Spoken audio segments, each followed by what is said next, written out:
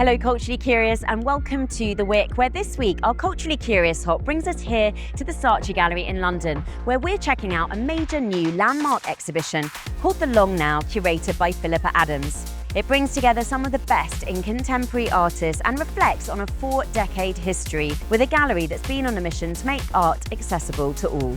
Let's take a look inside. The exhibition begins with a focus on process and mark making in the physical, a fundamental human gesture. It's part of this work that I made, Don't Look Back Orpheus, inspired by the mythological Orfeo and Euridice. So I was so pleased that they commissioned me the entrance piece. As you know, hand stitching represents an important because it makes you reflect on time. Each room in the exhibition is sensitively curated in themes. This room is about lyrical abstraction, and I'm standing in front of one of our spotlight artists, Jo Dennis's beautiful fabric works. Through her work, Jo Dennis looks to employ a visual vocabulary. She's looking at mark making, emotion, gesture and narrative, all coming together in this large-scale work. London-based artist Polly Morgan uses concrete and taxidermy to tell stories around skins and false narratives. She's looking at how we package ourselves, how we come across to the rest of the world. It was made during my COVID lockdowns. I found myself walking to the river, and water has obviously a healing, reflective process. The technique is called scagliola, and it's a 18th century, traditionally a kind of 18th century faux marbling technique, and they'd use it in palazzos, churches, for columns or altarpieces. Essentially, it just follows on with my painting with sculpture, obsession with texture and notions of what a painting is. It's a landscape that's very close to me and my family. There's a place in Norway that we go to, and that's been in and out of the family for 100 years. So in terms of climate change and ecology and all of that, I think it's important to have a place that's special to you and that will be affected by such things. So I chose that as a motif, the road going up there. This piece was originally shown as part of this show about rave culture, and it was quite a spontaneous piece. I had this old car sitting in a field. It was a car that I very much loved but tried to restore for many years, but it comes from an era. There was a lot of economic hardship and real sort of crisis in the country.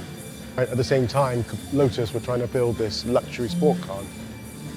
Philly Adams had this genius idea to include it with this 1960s installation. You can throw the tires, you can grab them. I can grab one now, chuck it, and then just chuck it back there like that.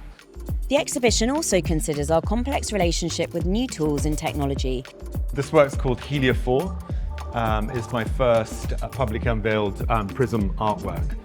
The sunlight goes through the artwork, and like a Newtonian prism, it splits light.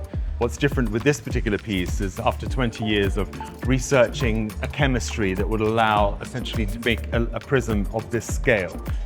There is actually a musical scale, and a lot of Gregorian chant music is composed, and the monks would be chanting these particular frequencies which would resonate with the energy nodes in the body. With laser, it's a lot of technology to get there, but ultimately it just gives you a very pure form of light. So it gives you single frequencies that we don't normally experience. There's a purity in that light. Whether I'm using sound or the light frequencies is to take the audience into a space where they are truly in the now and more connected with their heart. This is a technique that projects images into your peripheral vision that you only see in the present moment. And like with meditation, if you try and hold on to the feeling, gone. So this room is called Exposed, and it really brings together an urgent conversation around climate change. It's looking at the realities between climate breakdown, mass displacement, and ecological collapse. So this work from Rafael Gomez Barros, it's literally makes you have a reaction, and it's all around human displacement. Concluding the exhibition, Richard Wilson's 2050 takes on a renewed significance in the context of today's climate crisis. You can literally feel the fumes of the black petrol oil that I'm standing on right now, and the sculptural work has been placed in a way that's both disarming and disorientating. The exhibition arches back to past exhibitions consistent with Saatchi Gallery's focus on the present, to give artists the opportunity to showcase their most ambitious ideas.